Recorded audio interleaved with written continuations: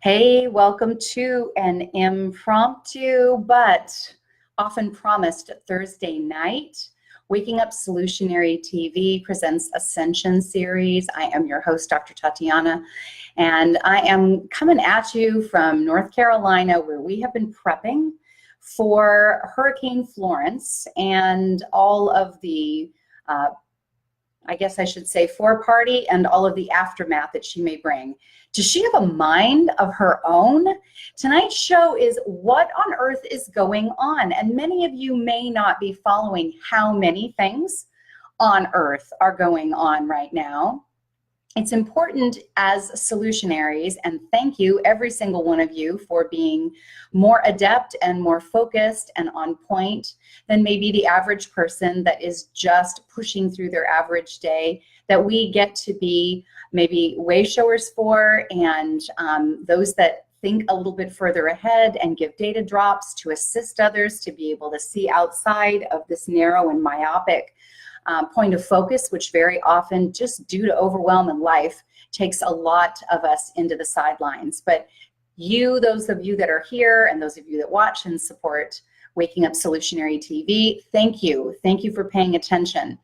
This is a little bit of a doozy, though, I'm going to tell you, for one that is focused as often as I am on what's going on with this planet, what is going on a physiological level, what appears to be taking place in the emotional realm as it pertains to humanity and the temperature of what's happening with society, and certainly what appears to be the great mind game, the plots, the agendas that many of us see spinning, the politics, and a lot of the strife and conflict that kind of gets into the mental realm.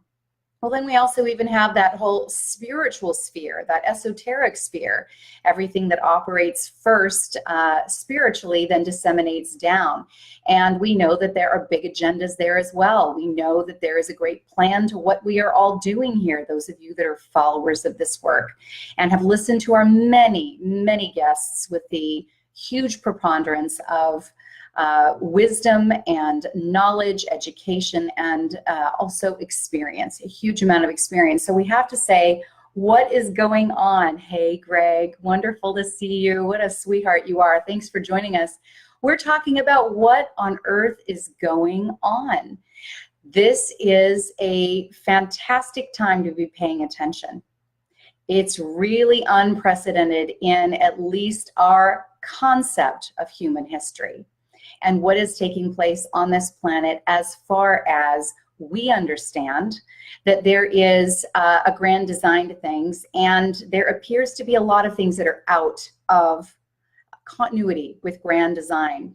So over the last week since our last show, and we were talking about creating through the understanding of quantum physics and mechanics, and also understanding that this is a spiritual sphere first, that we are able to create temporal space, that we are on an ongoing and existing fractalized universe that is constantly redefining itself and creating from its own pre-creation.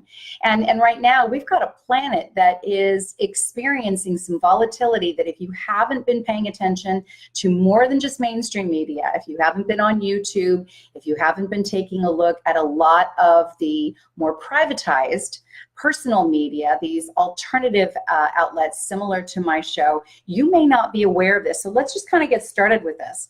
First and foremost, on September 6th, our National Solar Observatory got shut down in Sunspot, New Mexico. It was a really strange thing. This is all over YouTube. If you want to find any correlation to it, I will be happy to direct you there. But honestly, go to YouTube and look up just the word sunspot. Basically, the story is thus. The staff and the employees that were actually located there at the observatory were immediately evacuated by the FBI, which has never been known to visit the little town of Sunspot or the observatory before.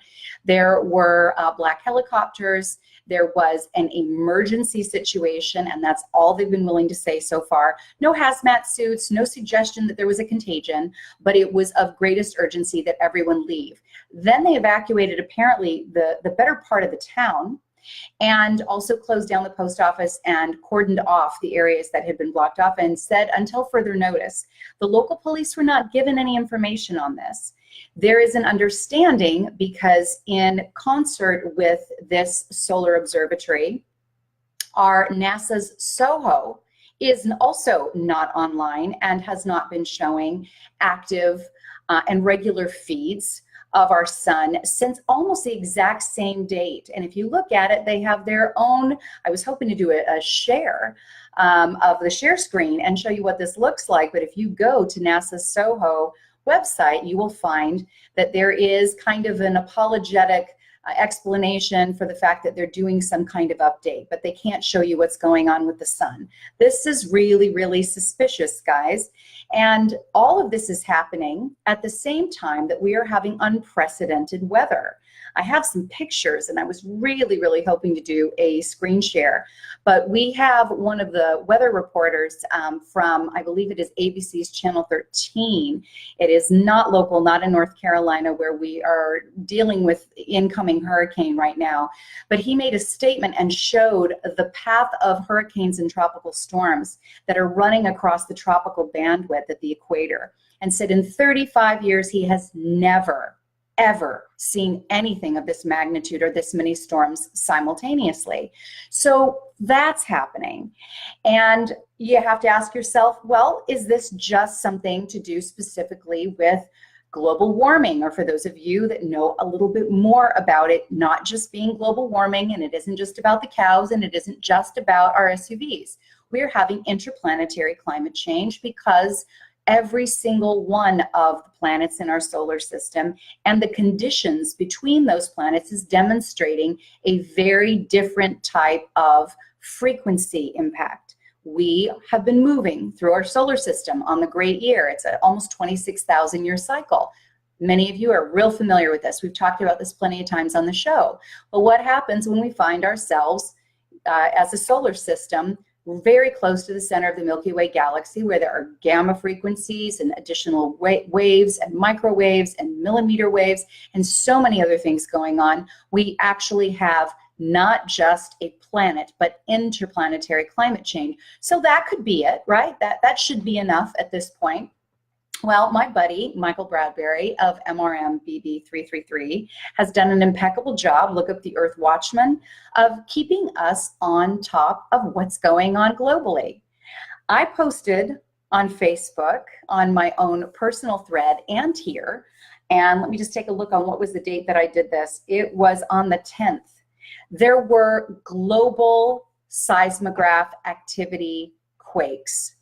Every single one of the seismographs, and you have to remember we have a cooperation of measurable devices that are placed all over our planet that kind of keep us abreast of where there are more active regions that are dealing with unrest or movements on the Earth's crust or even earthquakes deep at sea.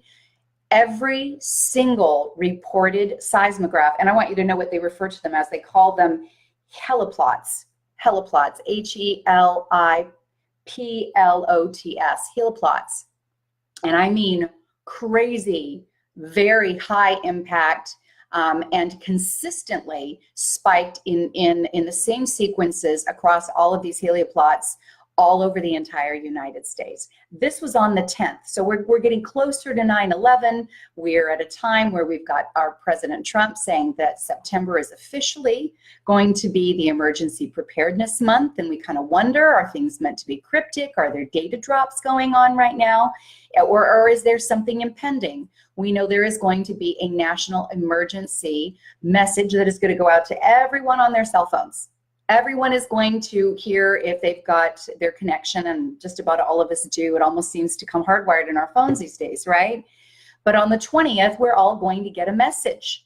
Nobody knows what that message is, but there's a lot of those out there that do a tremendous amount of due diligence. Jason Goodman's doing a lot of good work with this, with Crowdsource the Truth. I've had a dual show with him. Dauntless Dialogue with Adam Riva, who shared a show with us this last Monday. There are many that are paying attention to what's going on. And we know that there are 51,000, almost 500, 51,500 sealed indictments that have been building since last November. November 17th. This is, again, unprecedented. So we're a little off globe right now, but we live on this planet. And when there's a lot of tumultuousness, you kind of have to ask yourself, what's going on? The amount of volcanoes, let me go back to the planet for a second. And I'd love to show you this too. Go to MRM BB333. Take a look at the volcanic activity. The amount of volcanoes that are active or are in unrest, again, unprecedented. Dozens and dozens and dozens. I couldn't even scan all the way across and capture it in a photograph for all of you if I was going to do a screen share, because I actually had to move the cursor across the entire globe because the entire globe has active volcanic activity. So we've got unprecedented tropical storms and hurricanes, and I'm sitting here in Raleigh, North Carolina, knowing that it is coming closer and closer to where we are in the triangle, that Hurricane Florence hit right there in Wilmington, Wrightsville, my favorite beach town, and we've had to have family evacuate. My daughter had to leave the beach town in Wilmington. We've got family in from a little bit closer to the coast and south where this thing is supposed to turn, and they're taking refuge here in my home on 2 acres in Raleigh, North Carolina right now. And so we've got these hurricanes. We've got hurricanes like Hurricane Florence that have minds of their own. How many ways can this hurricane change due to wind currents being so radical that she can have a trajectory that appears to be coming in right off the coast of North Carolina and moving upward into Virginia, into some of the northern states along the East Coast?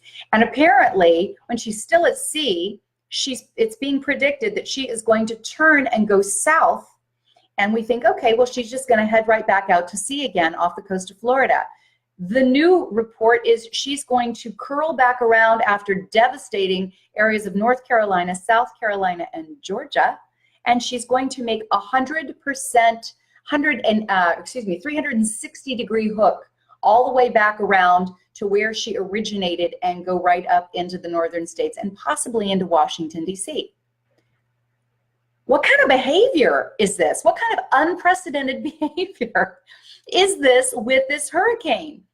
And on the heels of that, we've got Isaac, we've got Helene. They're moving off in different directions, but it's creating this very suspicious behavior that any of you that haven't followed by our engineering when it comes to geoengineering, and HARP, you have to ask yourself, what technologies do we have? And we've talked about this on the show. I've found out this very, very candidly by attending conferences where those that have been involved in our government's experiments with Tesla technology and extraterrestrial and unidentified aeronautical technology from crashed craft. We know that this has been made commonplace. We don't even need to discuss about whether or not this is true anymore. We know we have it. It's been made plain. It's hit the mainstream news. If you don't know about it, go to the Stars Academy, go to the Huffington Post or New York Times, and look up to the Stars Academy, quite honestly, and you will find some of the articles that came out last December. But the fact of the matter is that we've had this reversed engineered craft for quite some time. What kind of science are we dealing with where we have hurricanes at this level, when we have hurricanes that can make a 360-degree curve that appear to almost have minds of their own or be directed by individuals that have minds of their own? What is going on when our major national observatories are shutting down our ability to look at the sun because of maybe this? Remember, we're just solar minimum. For those of you that don't know that, we go through 11 years of solar minimum, solar maximum. We're in a solar minimum, meaning there should be very little sun flare activity, solar storm activity. Apparently, we're in a solar storm anyway. And instead of showing us what that solar storm looks like, we have the FBI interrupting, removing employees, shutting them down in Sunspot, and we have our own NASA Soho shutting down its ability to show us, and it seems a little contrived for those of us that are paying attention. In addition to that, we have unprecedented global earthquakes on the 10th. We have the typhoons and the hurricanes, and so that kind of brings us to, all right, What if this isn't something that we are going to be able to explain away with basic science? All of us want to make ourselves feel more comfortable, don't we? But I think we're at a time where we realize that there's really nothing comfortable about what's going on at a geophysical level, at a geopolitical level, and that there's just been enough of these apologetic statements to pat us on our little proverbial heads and treat us like the infants of society that we have been willing to play due to how overwhelmed we've been for a long time. It's time to be adults, I believe, as society, as humanity, and to ask the questions. Since I was a kid, I never stopped getting that shiver up my spine when someone would pull in front of me in a vehicle with a bumper sticker that said "Question Authority." Something here said, I needed to see that, and I need that to be an ongoing theme in my life. Ask the big questions. Don't buy into anything because someone told you so. Not your mama, not your dad, not your church, not your teachers, not your professors, not any of your science books. Remember, science is always upgrading itself. So much of what shows up started out as a hypothesis, very often never got past a warm hypothesis to a theory, and it got published as fact, and it's the best information we've had. So when we are leaving these amazing conferences that I regularly attend with much higher minds than what I am able to maintain, we're talking about Bruce Lipton's and Greg Braden's and Joe Dispenza's and so many others that understand more about the nature of the universe and more about our own human nature. We know that Darwinian evolution is out. Sooner or later, they're going to have to upgrade all of our museums. And trust me, they're dragging their feet with that. The missing link is never going to be found because our science has already undone itself. We could go into that in another show. We know Newtonian physics is so limited in its understanding. And because it's so limited, it has a tendency to derail us because it always seeks to try to make something consistently demonstratable. And quantum models say, sorry, the observer will always impact the experiment. The observer is the experiment. The observer and the witness is you and me, and we are co-creating in the field. So get ready for this doozy, guys. I'm hearing all kinds of things about why they're shutting down these solar observatories, and I'm open to anything. And as a big meditator and as a big spiritual advocate of knowing how to do the work myself, I'm open to hear everybody's stories, and then I'm going to check in. I'm going to do the work myself. So here are some of the stories. Some of the stories are that China had actually been able to penetrate some of our major observatory systems and their computers and their data feeds. And that was a big, big concern. Oh my gosh, we've been hacked, we've been hacked. Well, for any of you that were paying attention back, and I believe it was 2014, NPR ran a newsreel for a while, and then it just disappeared. And I don't know if it showed up anywhere else, but I was listening when it happened. It was active, it was live, and I heard it, that someone within the Chinese government had managed to hack into all of our nation's employee databases. And what a huge infringement of privacy and what a huge risk that had become. So you hear something like they're hacking into our data feeds for our observatories. Maybe there's something else that they're storing there. That's fascinating. Would they shut them all down if they felt like they were vulnerable? Would they just pull the plug if they felt that keeping them alive would be an impact? That was some interesting information. Others were talking about the fact that there was a big concern that we were about to have a massive solar flare. Well, we actually have heard that, and that does exist on the Soho website. All you have to do is take a look at NASA's Soho website, and it will say that we're under a period of observation for the next 3 days. And it may go up somewhere between a G2 to a G5. And if you want to know what that means, go ahead and take a look at it. But it does impact in an electromagnetic frequency way. It does impact everything from our technology down on the ground, our electrical power plants, and even planes flying through the sky. Not ideal to fly during those times. They do take some precautions, but these types of solar flares have been known to take down electronic grids. So that's a plausible understanding.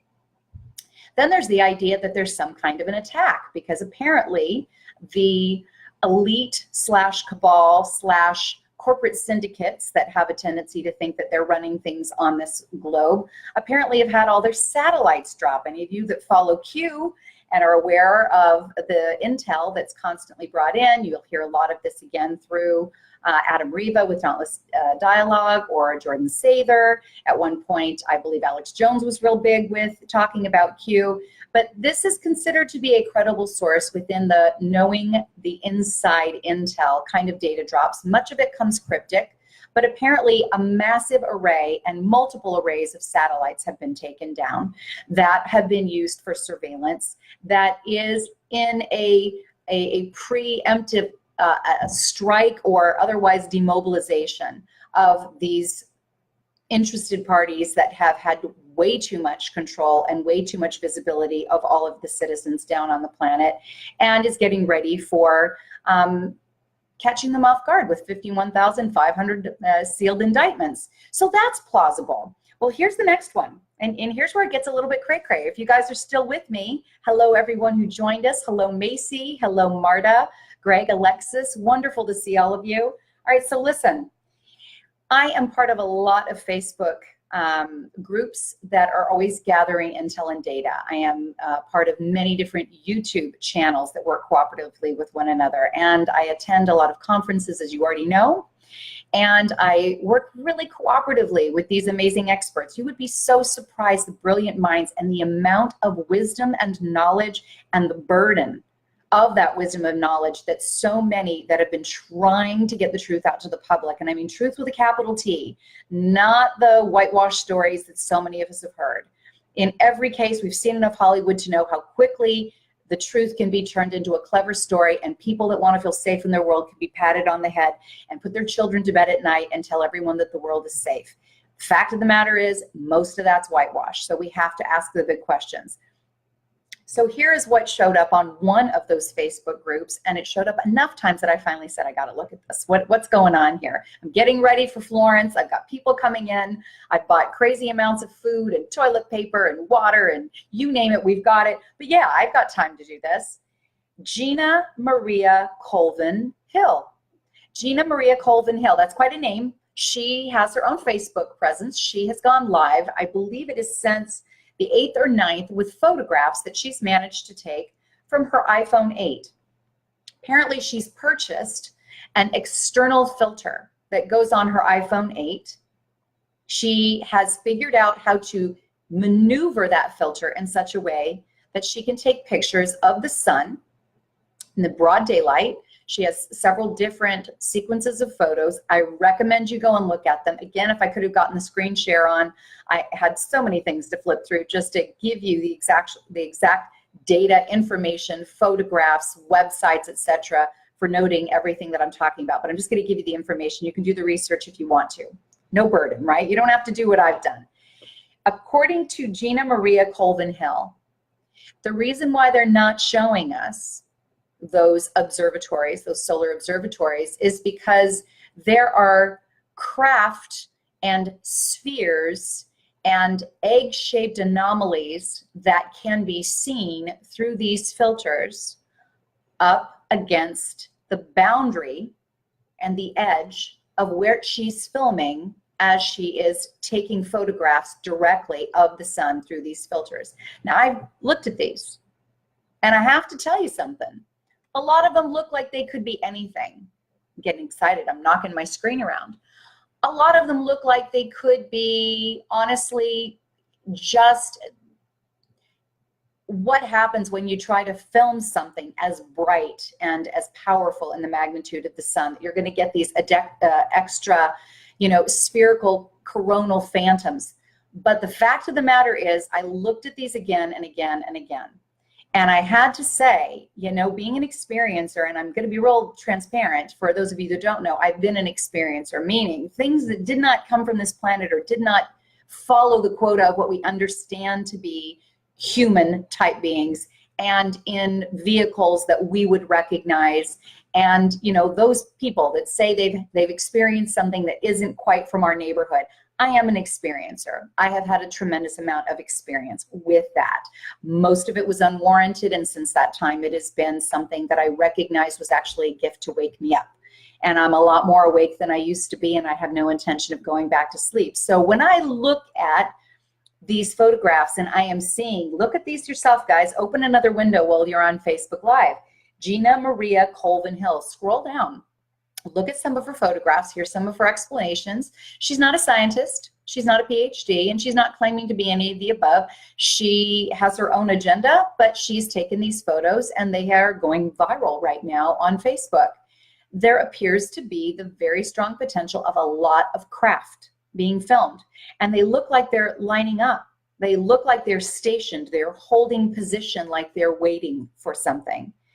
And I took the time last night to ask my higher self, because one of the things I teach as an energy medical intuitive practitioner, and I teach this to my students, and it is part of the course we just finished, and it is going to be augmentative in the one that we're about to do, Earth and Equus, in October, is learn how to run the grid. This is what our government has been doing, and other governments, for as long as I believe any of the documents that have been unredacted due to the Freedom of Information Act have demonstrated. We've always had these astral projection and remote viewing and secret spy and espionage programs. And they are an understanding that our consciousness is not located in the brain. Our consciousness is unlimited, and our ability to do what I call running the grid is to project based on intention. Where do you want to go and what do you want to see? So as an energy medical intuitive, I can grid my own body, and I do. And I recommend everybody else learn how to do this too. You don't have to take my class to do it, but you need to learn how to do it for yourself. And it has to do with centering the body, maintaining a level of power and prowess in your own breath. And then with your inner eye, if you have some discipline and some skill at meditation, draw yourself into your own body and grid your own body. Run through the different acupressure, acupuncture, meridian points in your body and find out where there is disease, where there is imbalance, where there is discord, where you are holding energy, where you are uptight, where you are restrictive. That's running the grid in your own body. Well, last night I could feel this compelling angst. I've been taking in all this data. I'm paying attention to these earthquakes. I'm wondering what's going on with all these volcanoes. I was raised very dogmatically religious. My family's been waiting for the end of time since the beginning of time, since the beginning of this time.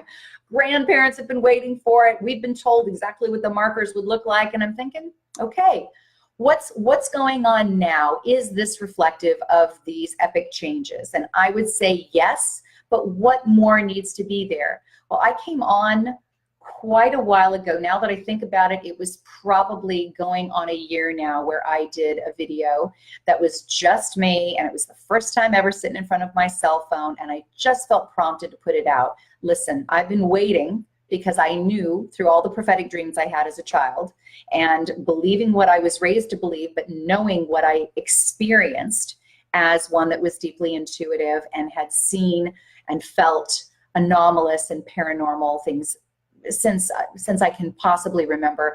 I have always had prophetic dreams about how this planet would experience a major transition and some of what would eventuate from that. And the way that all those dreams start are with, you guessed it, ships in the sky. There are lights, there are beings, there are intelligences, and there is a tremendous amount of momentum that a powerful shift is coming. And there even is some battling that's going on in the sky.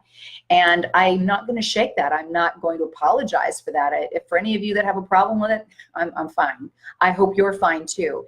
The fact of the matter is, if you think we're alone in the universe, I'm very sorry for you at this point. You have not been paying any attention, and you're more interested in making yourself comfortable with cognitive dissonance than you are in educating yourself by what has already come out in the mainstream news via Huffington Post and New York Times. It's just so out there now. But let's talk about what they're doing, why they're doing it, why it matters to each of us.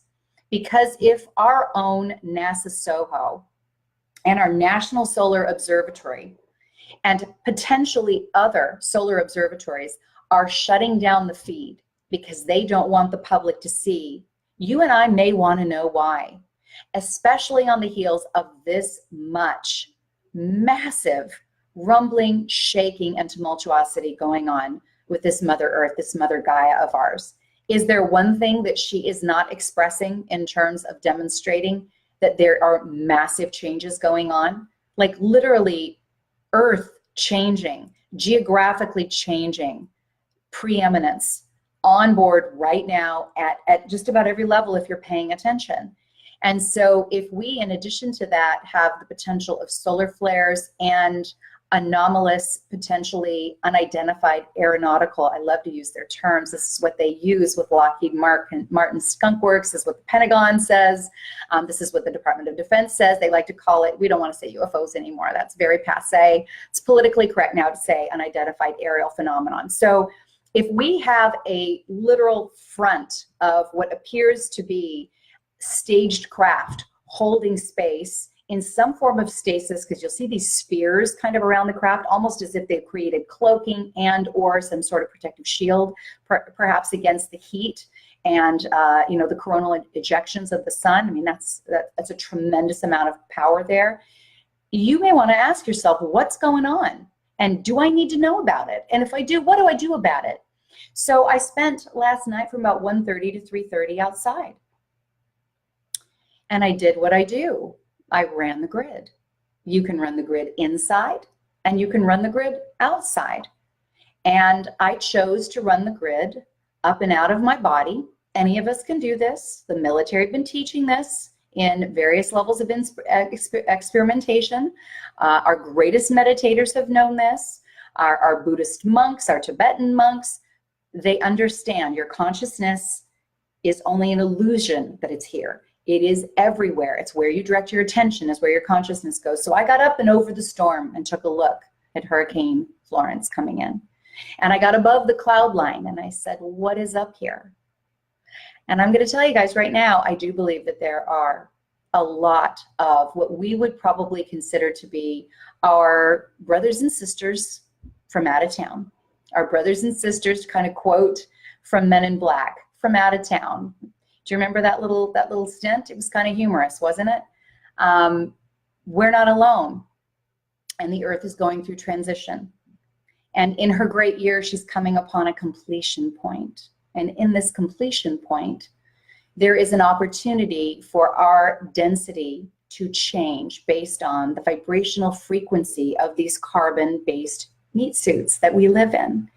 And for those of you that are following an additional link on MRM BB333. I love saying this, Michael Bradbury, I've got it down to an art form. There is the Schumannic resonance that we need to be very keyed into, because the Schumann resonance of the earth is her heartbeat, and we ride on the skin of her heartbeat, and we have to be in symbiosis with it. So 7.8 hertz has not been consistently 7.8 hertz for a while. Hey Liz, welcome.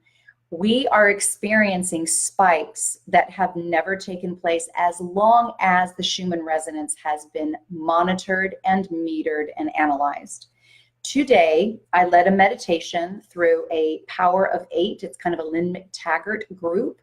I learned and studied this under her in London a year ago, September, and created a Facebook group because I wanted to bring more continuity together. Remember, where one or more is gathered in my name is a biblical concept or a scriptural principle. When we come together and we pool our energy, we create quantum fields, and the quantum fields are measurable. So in the Maharishi Effect, when those that came together and meditated by the hundreds and then the thousands and tens of thousands, they were able to measure what they called a Maharishi Effect, which was ultimately we had an exponential impact on the goal around that meditation. So if it was for peace, if it was to end war and strife, if it was to do anything along the lines that we could all come together, they were able to measure its impact and actually look at the statistics for the targeted area. So today we did a global meditation, and my group, which is, you know, maybe a few dozen people that participated, was coupled with a larger group that was scattered across the entire globe.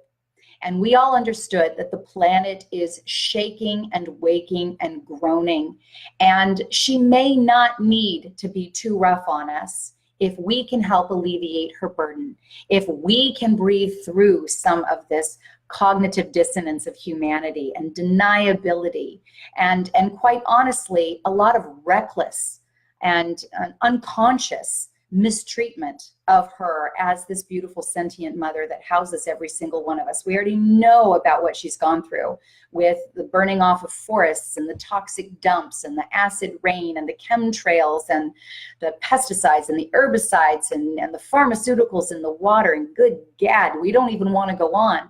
But what if we all come together and we say, let us help you birth some of these energetic pains and some of the stress that you're dealing with? How can we all come together and meditate? Well, for those of you that know where to look, and I recommend you looking at Michael Bradbury's site, the Schumann Resonance link, the direct link showed that at noon Eastern Standard Time today, when we were all meditating at a global level, the spikes were like this gorgeous white shaft of light that ran all the way into 1 o'clock, 2 o'clock, and we had a couple other spikes later in the day, but they started right there as we were coming together to meditate. It was phenomenal. Is it unprecedented that we have those spikes? No, it isn't. They're becoming more and more frequent, and what was once never heard of is happening all the time now. But the beauty of this situation is that it isn't just the earth herself gasping for air, right? This is her heartbeat, her 7.8 hertz. She is jumping in frequency, spiking in frequency, trying to shake off this dissonance and getting this big, deep breath. And we are impacted by that. Well, just like the Maharishi Effect demonstrated, when we do some of that work for her, when we come together in quantum fields and we send group intention, we actually have an impact on her frequency. So it is my contention, it is my suggestion that today we actually helped Mother Earth. And at right there about 11:45, 11:50, running off and on throughout the earlier part of the afternoon, right through that noon hour where everyone was coming together globally, I believe that we helped her bring her frequency up and really let go of some major, major energy. And that's what's required now. That's what we need to do. We need to help her through this. We don't need to experience a whole new level of Pangea out of these continents that we have now. I don't know about the rest of you, but I don't believe that we need to experience an epic Book of Revelations, Book of Daniel's scenario. We're co-creating this reality. If we believe it, we're co-creating it. If we are negligent to what it takes to turn the tide of a healthier planet, then we are again unconsciously co-creating our own destruction. But when we come together and we decide we're going to put all of those little menial aspects of ourselves that find differentials with one another and arguments and prejudices aside, and we say we all live on this sphere together, and we know that we're going through a shift. And it appears that it's going to be a shift that we all are going to experience in our spirits, in the mind field, in the emotional state, and in our bodies, in these meat suits, and on this sphere. If these frequencies are going to go up, we need to learn how to do it as peaceably and compassionately together. So today, I really believe we made a difference. Today, I am really grateful that I participated in that meditation. I welcome all of you to organize them. Do them in your homes. Do them with your spouses. Do them with your children. Sit in your gardens. Create new earth anchors. Recognize that we don't have to lose everything we have to start making a difference. And as we become more awake, aware, and conscious, we can be more proactive. We can be solutionaries. We don't have to go through some of the broken cycles that Albert Einstein has said again and again, which is you can't solve a problem from the thinking that created it. And repeating the same thing over and over again, expecting a different outcome, is insanity. Hasn't that been what humanity's been doing for a very long time now? Be the solutionary that comes and sits on your land, feet in the grass. Talk to the earth, she's alive. Talk to the sentience that's in that microbial life in the soil, that is all the way down to the earth's core. If you believe it, talk to the inner earth species that are living on this rock with us, on this beautiful sphere with us. Ask them how to co-create a more harmonious sphere.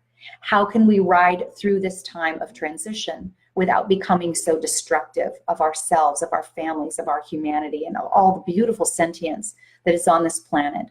We've already lost over half our animal species, folks. My friends, we've already lost, did you hear me? over half of our animal species. Please go look this up. If you just look it up, you'll find that a lot of things we haven't wanted to know have been right in front of us the whole time, but we've conveniently not seen it because it's so unpleasant.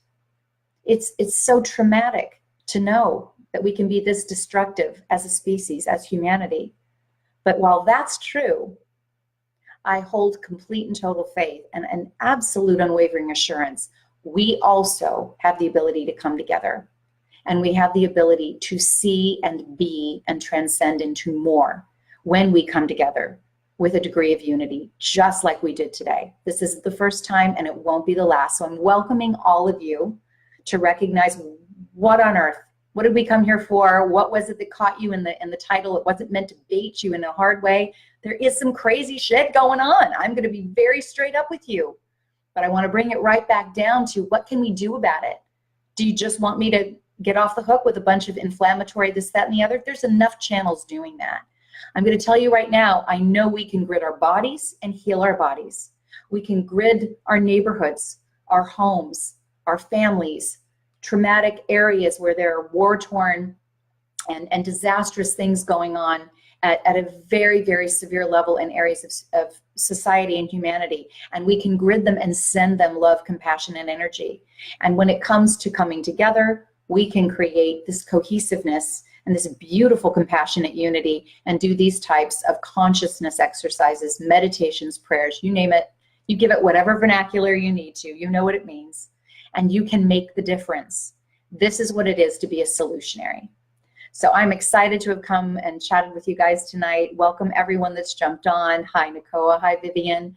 This was really and is really about our ongoing longevity on this planet. There's no way out of what we're in except for us to come to a place that is a solution. There is no further stall. There is no way to obfuscate our responsibility anymore.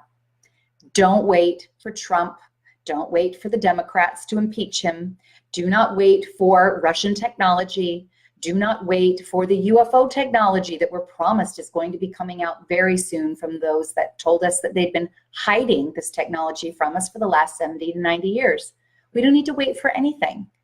You are just as keyed in as I am. You are divinity in the form of you, and you can grid your bodies to heal your bodies. You can send that same level of intention to your families. You can send them out to the businesses and the corporations that you work with. You can leave those corporations and businesses if they are not willing to get into your resonant frequency, and put yourself where you are in resonant frequency. And then continue to grid this beautiful blue sphere. Grid her and anchor in her and tell her, I am here to be part of this transition. I must have chosen this or I would not have incarnated embodied at this time in human history. Trust me, we chose to be here. Nobody showed up for this PhD lesson without having volunteered. We all came here for this, and this can be amazing, but we have to wake up all the way. We have to own it. We have to be spiritual adults, and we have to be part of the solution. So thank you so much. Thank you so much for joining me tonight. I am looking forward to any and all questions and ideas of what more we can talk about. What more can we share in doing this? We don't need to have this many solar observatories shutting down saying, no, no, no, you can't see the sun. We don't want the public to know because they're going to panic. Having anywhere from 30 to 50 active volcanoes, unprecedented amounts of storms and hurricanes and tropical storms that are going on, a global earthquake. Come on, guys. Are we waiting for the news to tell us what to do? Are we waiting for them to tell us? We have the answers. We just need to be paying attention, opening our eyes. And as soon as we get real clear, we're going to feel it in our bodies. We're going to know when she's out of sequence. And we'll be responding to her the way that we inherently in Divine Blueprint always knew how to work cooperatively with this planet. It is not a dead rock we're on, and it is not something at such a different intelligence frequency that we can't communicate with her. Bah humbug. Go study biodynamics and Rudolf Steiner. We were meant to have a sentient relationship with this earth. For those of you that feel called, I'm going to go ahead and put in this plug-in. I am teaching a course called Earth and Equus, and it is just about that. It is about teaching people to grid the earth, teaching people to grid the sentience in the earth. It is coming up October 26th through the 28th, and it is here in Raleigh. It's with Shelley Whitehouse and I. We're going to be working with the plants and the animals in the mineral kingdom and the elemental kingdom, and we're going to be working with her amazing horses. They're on this gorgeous land in North Carolina. There's about 130 acres, I believe, that are on this property, and it's going to be spectacular. You can look at my website at Solutionary TV. But in the meantime, let's be it now. Let's do it for each other. And thank you so much for joining me tonight. Let's bring this place back into order. Hurricane Florence, you can dissipate now. We don't need you anymore. All the tropical storms that are coming through, all of the volcanoes, we've heard your message. We're ready to be part of the solution. Thank you all. Love you guys. You have a magnificent night.